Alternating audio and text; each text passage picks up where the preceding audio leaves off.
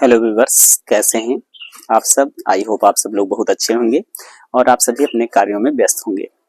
आज के इस वीडियो में आज का टॉपिक है मेरा कि आखिर हम लोगों को एंटीबायोटिक्स अगर हम उपयोग करते हैं तो प्रतिजैविक जो औषधियां होती हैं वो किस हद तक हम लोगों को नुकसान पहुंचाती हैं और किस हद तक हम लोगों को लाभ पहुंचाती हैं। देखिए, एंटीबायोटिक्स औषधियाँ क्या होती हैं, कहाँ से प्राप्त होती हैं और कौन कौन सी प्रतिजैविक औषधियाँ होती हैं और ये कैसे हमारे बॉडी में कैसे रोगों से निजात दिलाती हैं या इनका साइड इफेक्ट क्या होता है। तो तमाम ऐसी जुड़े हुए क्वेश्चन का जवाब मिलने वाला है, तमाम ऐसे इसी तरह के प्रश्नों के जवाब मिलने वाले हैं। तो सबसे पहले हम बात करते हैं कि प्रतिजैविक औषधियाँ क्या हैं।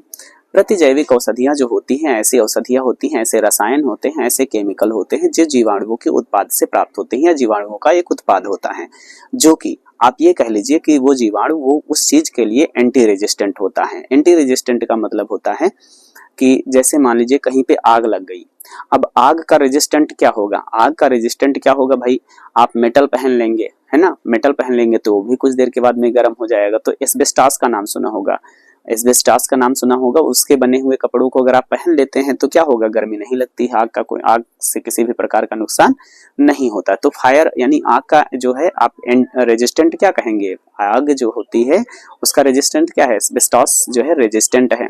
ठीक इसी तरह से जो एंटीबायोटिक्स औषधियां होती हैं ये जीवाणुओं के लिए प्रतिरोधी होती हैं। मतलब आप समझ चुके होंगे, जब हमारी बॉडी में किसी भी प्रकार का बैक्टीरियल इन्फेक्शन होता है, बैक्टीरियल इन्फेक्शन होता है तो हम लोग डॉक्टर क्या करते हैं, डॉक्टर हमें जो है प्रतिजैविक औषधियाँ प्रिस्क्राइब करते हैं। लेकिन कभी कभी हम लोग क्या करते हैं, बिना डॉक्टर के प्रिस्क्रिप्शन के भी हम लोग प्रतिजैविक औषधियाँ ले लेते हैं। कभी कभी जैसे आप कुछ दवाएं हम आपको बता रहे हैं, लेकिन हमारा दवाओं का बताना सिर्फ स्टडी पर्पज है, ना कि मेडिकेशन पर्पज है। ठीक है, तो यदि आप हमारी वीडियो में किसी भी वीडियो में अगर मेडिसिन बताई गई है और आप सेल्फ यूज करते हैं तो आप खुद ही उसके लिए रिस्पॉन्सिबल होंगे, क्योंकि मेरी वीडियो में बताई गई मेडिसिन सिर्फ और सिर्फ स्टडी पर्पज है। ठीक है भाई। और सेल्फ मेडिकेशन मैं तो कहता हूँ किसी भी चैनल, किसी भी सोर्स से, किसी भी इंटरनेट सोर्स में जो भी आपको मेडिसिन बताई जाए तो सेल्फ मेडिकेशन आप कभी ना करें, क्योंकि उसमें सिर्फ दवा का यूज, दवा का इफेक्ट और दवा की जो है असर दिखाए जाते हैं, ना कि शर्तें दिखाई जाती हैं कि आप कब दवा खा सकते हैं, कितनी डोज में खा सकते हैं, आप कितने वजन हैं, कितना वजन है आपका, कितने आपके फैक्टर मायने रखते हैं कि नहीं मायने रखते हैं। तो आप कभी भी इंटरनेट के पर दी गई जो दवाएं होती हैं उनका यूज ना करें या इंटरनेट के द्वारा दी गई जानकारी के हिसाब से दवाओं को यूज ना करें।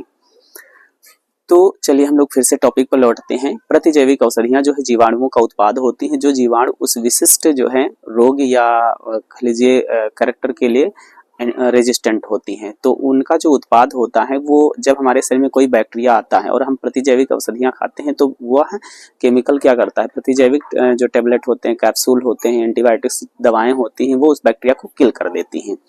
तो जब हमारे शरीर में बैक्टीरिया का इन्फेक्शन होता है तभी तो हमें एंटीबायोटिक खानी चाहिए। लेकिन अब हम बात करते हैं कब हम लोग देखे होंगे, जब आपको बुखार होता है या वायरल इन्फेक्शन में भी अगर आप एंटीबायोटिक्स खा रहे हैं या ज्यादा मात्रा में एंटीबायोटिक्स खा रहे हैं या आप बहुत जल्दी जल्दी एंटीबायोटिक्स खा रहे हैं तो आप खतरे में हैं। क्यों? क्योंकि आप जानते होंगे कि हाल ही में जो है हमारे पास में बहुत सारी रिपोर्ट हमने देखा है और आप भी देखे होंगे कि बहुत सारी दवाएं जब हम लोग खाते हैं तो वो असर ही नहीं करती हैं। उनका कारण क्या है, क्योंकि ऑलरेडी आपने उतनी सारी दवाएं खा ली हैं कि वो रेजिस्टेंट हो गई हैं, यानी आपके बॉडी के लिए वो रेजिस्टेंट हो गई। मतलब आपने इतनी सारी एंटीबायोटिक्स दवाएं खा ही ली हैं कि जब आप कोई एंटीबायोटिक दवाएं खाते हैं, देखिए जब कोई ऐसी दवा, कोई एंटीबायोटिक्स दवा जो आप लंबे समय से खा रहे हैं, ज्यादा समय से खा रहे हैं, ज्यादा डोज में खा रहे हैं, तो धीरे धीरे शरीर जो होता है उसके लिए रेजिस्टेंट हो जाता है। मतलब आप खाएं या ना खाएं शरीर को कोई फर्क नहीं पड़ता है, तो इसको बोलते हैं रेजिस्टेंट होना।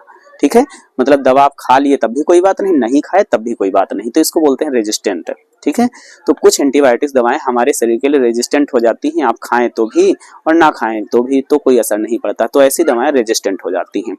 ठीक, रेजिस्टेंट कहलाती हैं। तो आज के युग में अगर हम बात करें, प्रेजेंट टाइम में, वर्तमान काल में अगर हम बात करें तो हम लोगों के शरीर में बहुत सारी प्रतिजैविक जो औषधियां हैं रेजिस्टेंट हैं।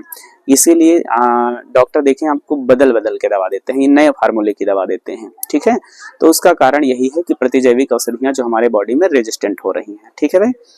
अब उसके बाद में हम बात करते हैं कि जो प्रतिजैविक जो औषधियां होती हैं या आप देखे होंगे कैसे खानी चाहिए। ठीक है, तो प्रतिजैविक औषधियां हम लोगों को ज्यादा मात्रा में नहीं खानी चाहिए, जैसा आपका डॉक्टर जो डॉक्टर हैं वो प्रेस्क्राइब करें तो ही आप लोगों को खाना चाहिए, है ना। कितने दिन तक, ऐसा नहीं कि एक बार आप दवा से अच्छे हो गए तो दोबारा फिर आपकी तबीयत खराब हुई और वही दवा फिर से आप खाने लगे, इससे कि आपके शरीर में बड़ा नुकसान हो सकता है।